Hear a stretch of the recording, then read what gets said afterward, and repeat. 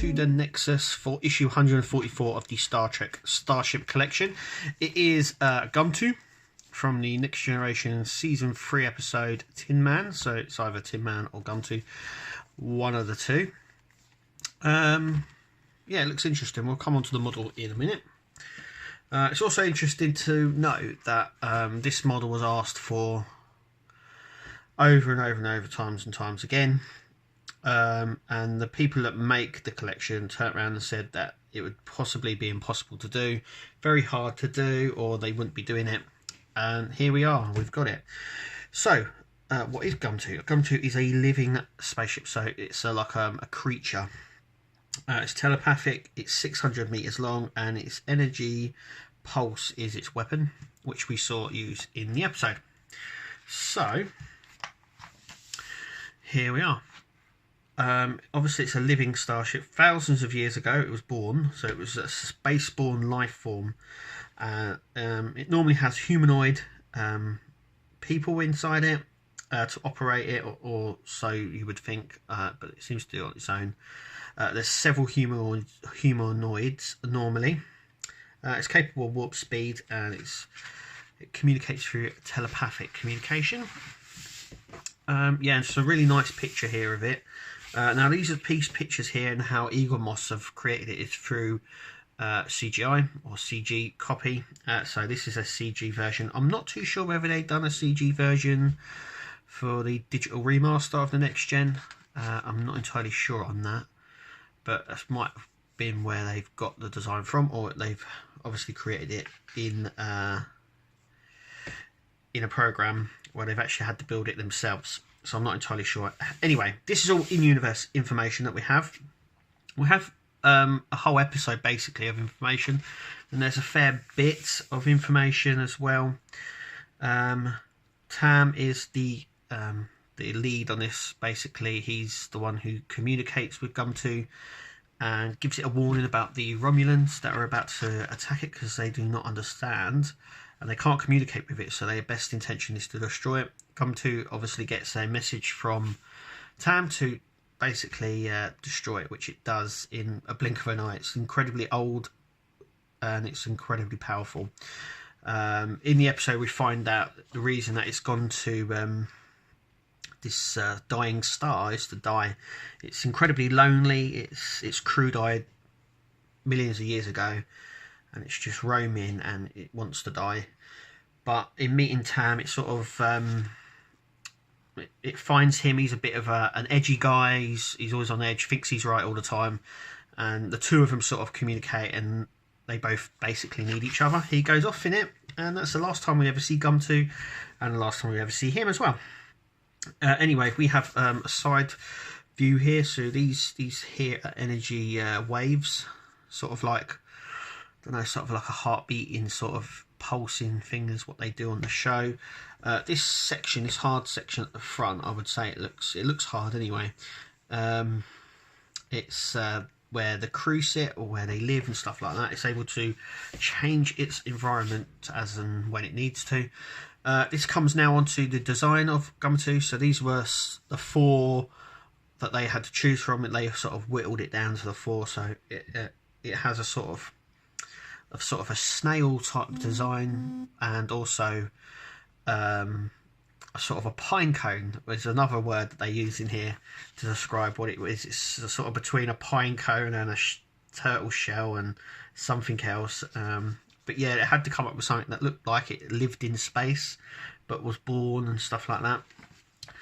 And then we come on to the season 3 costume design. So this is how they come up with the new uniform, as we saw it in season 3, and some of the other clothing as well. It's a fairly interesting read if you're into all of that. Yeah, so we go on here, some of the trivia. So it's how they created the chair that seems to like go up. They'd done it in reverse and had a wax chair and they melted it. So that's quite interesting to know. Obviously it was in Tin Man, its first and final appearance. It's one of those episodes that a lot of people seem to like. Anyway, the Nightingale is issue 145, which we'll be doing here on the Nexus. So make sure you click to subscribe. It's a ship that Harry Kim uses, or comes in command of, accidentally, is to say. But anyway, we'll be doing the Nightingale here. Anyway, without further ado, let's open it up. And here we have Gomtuu, or Tin Man, out of the box. So it comes in this stand. We'll have a look at that in just a second. And as you can see, that it's slightly tilted up, so it doesn't sit like that, because it will just slide straight off. It sits just like that, and do you know what? It sits really nicely, but I mean, it would fly off in a second. I mean, it's quite stable there now, but I could see it fall in. It does have these ridges on, which it catches slightly. It does sit there quite nice. Overall size, it's the same size, as you can see, as the actual base. It's the same length as the base.